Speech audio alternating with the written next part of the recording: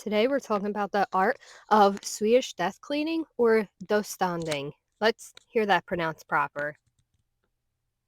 Dostödning. Yes, I was afraid I was going to butcher that and I kind of feel like I did, but that's how you really pronounce it.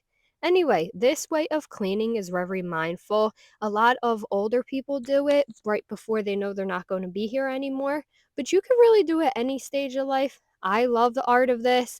I have done it before, but I also live very minimal, and I do feel like they can go hand in hand. So even though I've done this cleaning before, and I am doing some going through things in this video. That's what that whole thing is.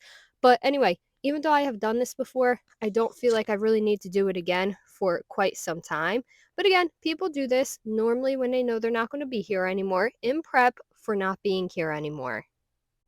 It is a way of cleaning, a process of cleaning, where you're purging your belongings and you're making sure that everything that you do own has a place when you're not here anymore so that you are not burdening your loved ones or your friends when you're not here anymore with just the overwhelming amount of stuff that one could collect in their life. I know it sounds scary, but I have seen the opposite where people do not do this. And if your loved one lives in a home or they live in an apartment, it can get very overwhelming to have to get their things out very quickly.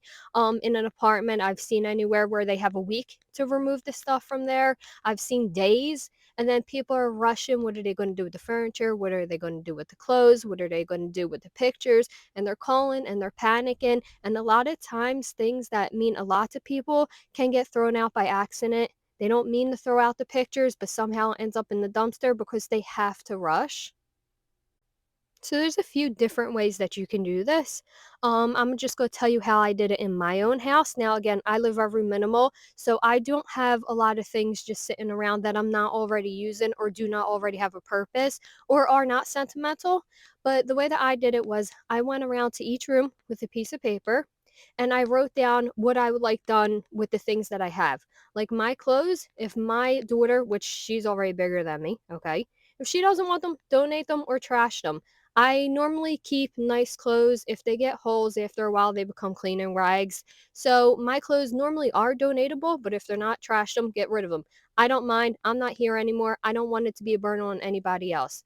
Things like jewelry, I do ask be passed on, but I always tell my children, and I do very much feel this way, that if they do not want it, feel free to donate it. I don't want my kids to feel like they have to hold on things because it was a family thing. If you do not want it and it does not have purpose in your life, it doesn't have meaning in your life, feel free to donate it. You do not have to hang on to these things. I know some people, like my own mother, feels very strongly about holding on to things because they were passed down from generation to generation. But if they don't bring you joy, I tell my kids to donate it. So all of the jewelry that I have, which isn't that much, will be passed down to my children. If they don't want it, it will be passed on to somebody who will enjoy it. A lot of things in my home can be under the same category. Kitchen gadgets, if my kids do not want them, they always have first say in them, pass them on. I tell my kids that all the time. Pictures, I do hope that my kids will hold on to. And my kids, I do make books for each child. I only have two children, so it's pretty easy for me to do that so that they will both have pictures throughout the years. And it's not just one book centered around the year and they have to figure out, well, who gets this one and who gets this one. I try to divvy it up evenly between my children so that they will both have pictures throughout the years so that they can then carry them on. So yes, I go around and I make a list of things for donate, sell, keepsakes, and a discard list. Now, if you were older and you were actually doing this, then you would make piles. You would make those piles and you would go ahead and you would donate that stuff right now.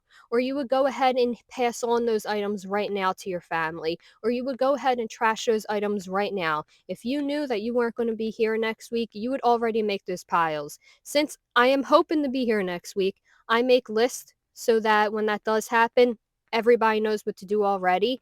But again, if you know you're not going to be here, you would start making these piles, not lists. Another thing that I would include in this cleaning is that you make a list of any of your login information, any of your important information, any of your bank account information so that nobody's guessing, well, where is this and where is this and how are we going to pay for this? so that everything is there, it's all written on a piece of paper, and you can hand that over, or that can be hand over very easily, and all this information can be accessed pretty easily. And if you can, make sure to include somebody in on this. Try not to do this process alone. I happen to like doing it alone, but I also, again, am planning to be here next week. If you know that you're not going to be, try to include your loved one, whether it's your kids or your partner, your friend or a family member who's going to take over when you're not here. Try to physically include them in on this, because you also might find that you're forgetting little things here or there. Like you might look over something that's hidden somewhere in a lockbox or a safe. You might look over that password that's really needed to get into some kind of account when you're not there. So try to include somebody else in on it who can also help guide you and be there emotionally to support you throughout this whole process. And also, take steps. Take steps. If you can only figure out what's going to happen with your closet, then do that. If you can only figure out what's going to happen with your bank accounts or your kitchen stuff or even your pet, please do not forget your pet in this planning and in this checklist and in this cleaning. Um, do not forget your pet. If you can only do one thing a day, then do that one thing a day. I know sometimes we feel rushed to get these things done, and this you can be rushed, but if you have the time, try to break it up, because it can be overwhelming to look at everything that you own and go, well, what's going to happen with that and where is that going to go? I know it's not an easy subject for some people, but this is where I'm going to tell you that the sooner you do it, the better, in my opinion. If you wait until last minute, that is fine. That is your choice. In some places, they do wait until the last minute. But I have found that since I have already done this cleaning, I live a more easier, simple lifestyle. I am a minimalistic, and it makes that so much easier. I think about everything that I spend money on or bring into my house before I even do it, and I love that I do that. My clothes fall under the clothes category. It's either donate or keep, whatever one you want. I think about every single thing that comes in my house and if I really do need that. Everything down to my TV, everybody knows what to do with when I'm not here. If it outlasts me, I feel like some things just don't last that long anymore. They're not made as well as they used to be. But if it does outlast me, then it has a plan for the future. I already think when I buy something, what is the end plan for that item, right? And then I definitely double think, do I actually need that item? Do I need that juicer? You know what I mean? So I definitely think that if you do it early, it's better, but if you do it late, it's also fine, as long as you get it done so that nobody is up in the air on what to do with all of your many items, because people do collect so many items. You would be surprised how many items you collect when you look back at all the things that you have. Even as a minimalistic, I look at my stuff and I go, wow, I do have a lot of stuff which could be so overwhelming if it's left on somebody else's lap to figure out what to do with. In the end, there is no right or wrong time or way to do this.